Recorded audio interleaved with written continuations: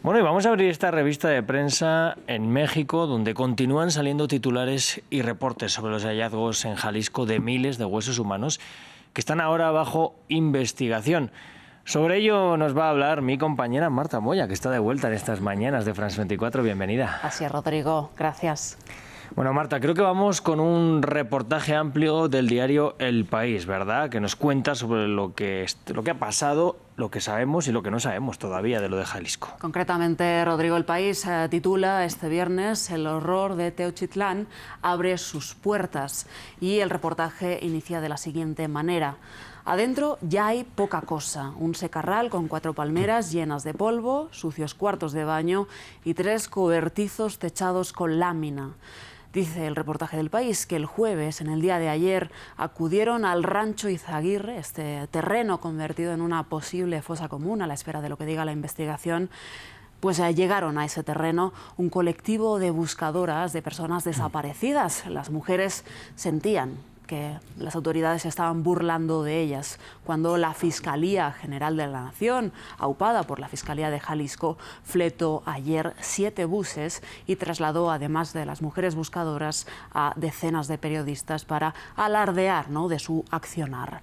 Dice tal cual El País: dentro, las buscadoras removían con los pies en el suelo de rizo y aún salieron algunos calcetines, una mochila azul, un rastrillo de afeitar y algunos cepillos de dientes. El medio español, junto con las buscadoras, denuncian la mala gestión en la investigación, pues por parte de las autoridades nacionales.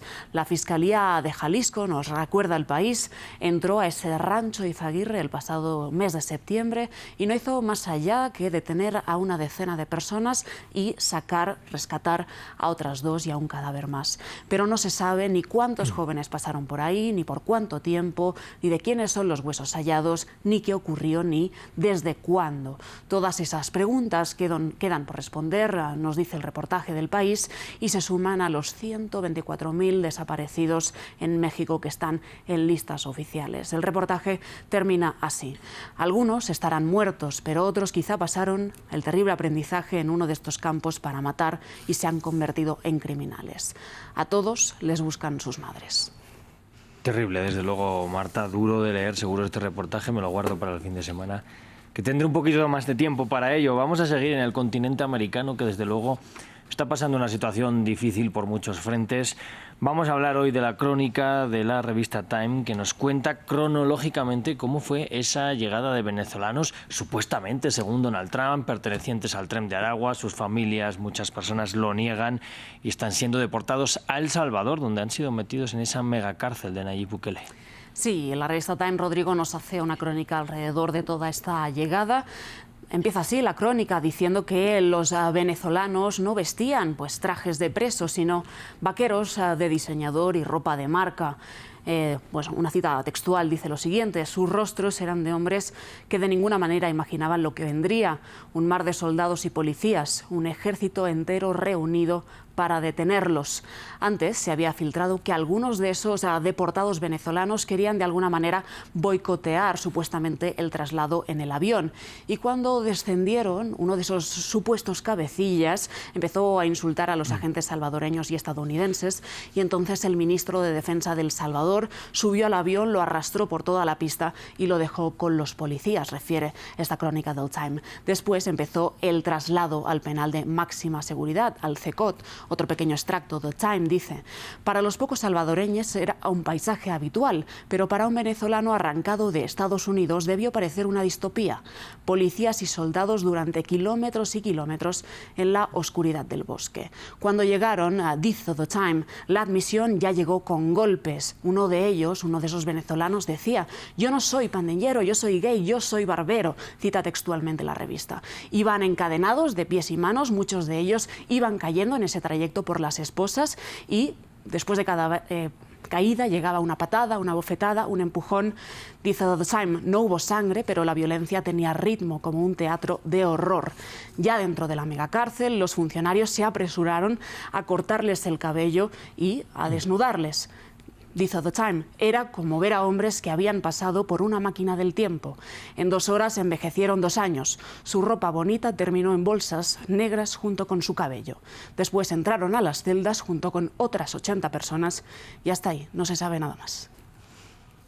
El dramatismo de esas imágenes, además en blanco y negro, le da todavía un toque, pues, sí, peor, todavía ¿no? más mordaz, ¿no? Hacernos una idea de lo que tiene que estar pasando muchas de estas personas, que va a ser muy grave ver cómo muchos, y definitivamente, como parece, no forman parte del Tren de Aragua, a ver qué va a pasar, a ver quién paga por esto que está pasando ahí en El Salvador. Bueno, veremos. La noticia sigue al frente de muchos medios, no solo por las propias deportaciones, sino porque parece que Trump está desacatando la orden de la justicia de frenar estas deportaciones.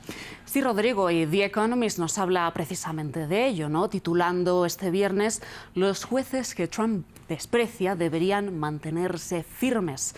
El presidente, recordemos, invocó para toda esta operación la ley de enemigos extranjeros para este plan de deportaciones masivas, y dice dice The Economist que su plan se estaba ralentizando, entonces buscaba una victoria rápida invocando esta ley, pero ahora ya Trump habría actuado dentro de la ley en decisiones anteriores, pero esto ya se estaría saltando, ¿no?, la propia decisión de la justicia. Dice The Economist entonces: los tribunales pueden parecer exasperantemente lentos para un gobierno con prisa, pero así es como funcionan los pesos y contrapesos. Los jueces deberían resistir las apropiaciones de Donald Trump. Y a este mismo respecto, el New York Times también nos dice en el día de hoy que ayer jueves un juez de Washington casi declara, como decías, en desacato a la administración de Trump por posiblemente haber violado su fallo que pausaba las deportaciones cuando ya esos venezolanos estaban en el aire. Le pidió al gobierno de Donald Trump que antes del próximo martes dé todas las explicaciones